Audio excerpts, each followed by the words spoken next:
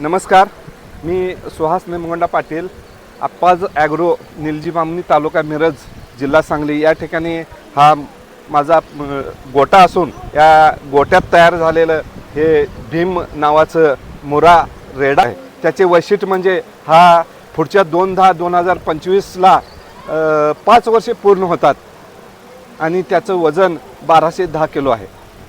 उंची 5 फूट 7 इंच. 5 फूट 7 इंच. याच्या आईचं मिल्क रेकॉर्ड आईचं मिल्क रेकॉर्ड 19 ते 21 लिटरपर्यंत दोन्ही वेळचं आहे.